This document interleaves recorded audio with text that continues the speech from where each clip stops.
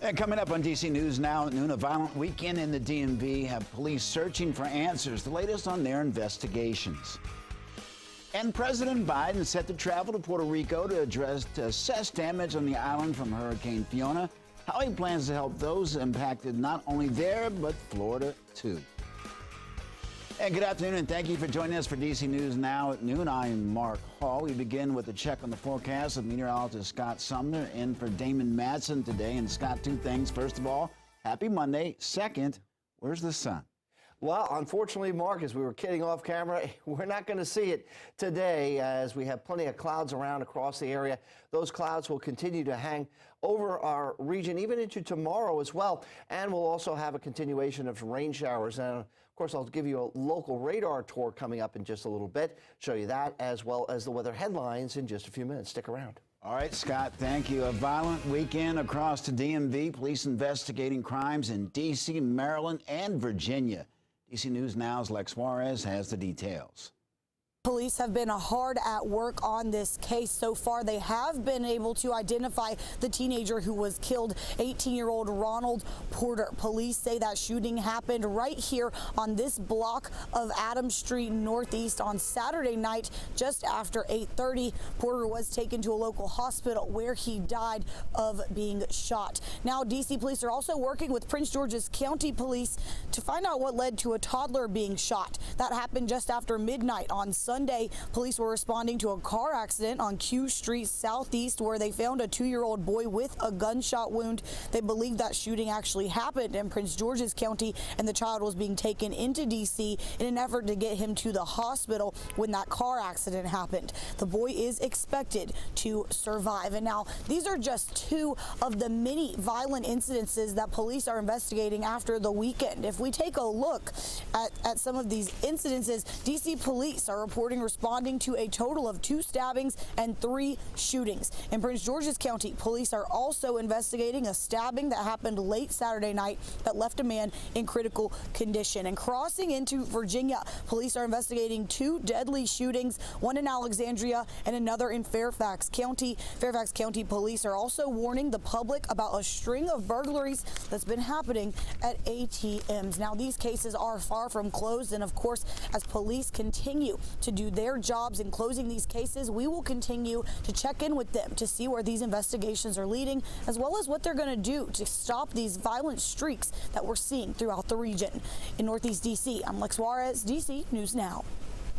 Thank you, Lex. Well, new at noon, a substitute teacher has been charged for allegedly assaulting a student. It happened back in September this year at Tuscarora High School. The school resource officer received the report that the teacher, Hans Mirazi, had forcibly removed the student from the classroom. The teacher is facing a misdemeanor count of assault and battery. We're told the investigation continues. Well, developing now, a woman is dead after a hit and run in Fairfax County. It happened at the intersection of Maple Place and Annandale Road. It is unclear what caused the driver to hit the woman. Investigators say the vehicle involved was a small white SUV or sedan. And if you have any information about what happened, you are asked to call Fairfax County. Today, President Biden will visit Puerto Rico to assess damage on the island from Hurricane Fiona. The president has pledged to support Puerto Rico just 2 weeks after the hurricane devastated the island and flooding and landslides. More than 130,000 people are still without power. Officials say about 1,000 people do not have water. Right now, the damage is estimated around $3 billion. Fuel, there's fuel. We got massive fuel in Southwest Florida. The ports are open. Not all the facilities they don't all have power or generators, so the gas pumps aren't going to work. Florida Governor Ron DeSantis addressing the fuel crisis after Hurricane Ian left long lines at gas stations in the southwest part of the state. The governor says that while the ports are open, not all have generators, stopping many drivers from getting gas. So far, more than 60 people in Florida have died from Hurricane Ian.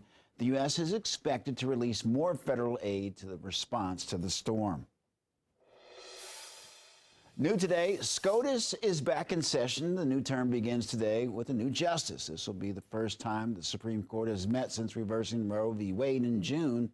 The first case on the docket is a case between Idaho landowners and the Environmental Protection Agency. This case could change the scope of clean water regulations and include arguments about wetlands and whether they can or cannot be regulated by the federal government. Now, if this is reversed, it could have broad implications on the country's quality of water.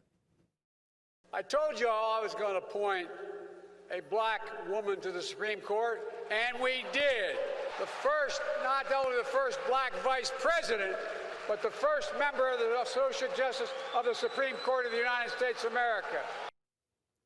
That was President Biden talking about his appointment of Justice Ketanji Brown Jackson on Saturday night at the Congressional Black Caucus Phoenix Awards. Today will be her first day hearing arguments on the bench, and she will be the first black female justice and a third black justice in history of the Supreme Court. Well, today is 100 days since the Supreme Court reversed Roe v. Wade. We're learning the court's approval rating has dropped to an historic low. According to a Gallup poll released Thursday, 47% of Americans say that they have a fair amount of trust in the judicial branch. This is a 20% drop from 2 years ago. Much of the decline is driven by Democrats, where 25% of Democrats trust the court, down from 50% a year ago. Today, Virginia Governor Glenn Youngkin is expected to roll out the state's new energy plan. The governor says the new plan will lower costs for families and, quote, turn Virginia into a leading clean energy innovator with new nuclear technologies. Now, he's expected to announce the plan today in Lynchburg, where he's set to deliver remarks and give a presentation on the state's next steps. Developing overseas, panic at a soccer game in Indonesia. At least 125 people are dead after clashes between two rival teams on the field.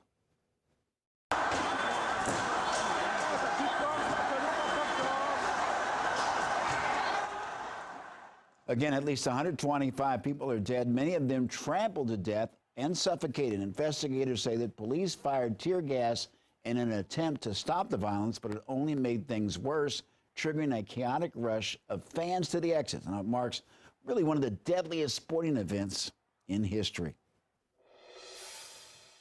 Well, now to a consumer alert that you may want to check for your home for this one. The Toddler Row rotating cabinet latches are being recalled because of a choking hazard. It's sold at Walmart and Buy Baby Buy. The Consumer Product Safety Commission says that they've reached 19 reports of the latching button detaching. One child reportedly gagged on one of the buttons. Customers are urged to stop using the product immediately and contact the manufacturer for a refund. The company will need photo evidence that the product has been destroyed or tossed out.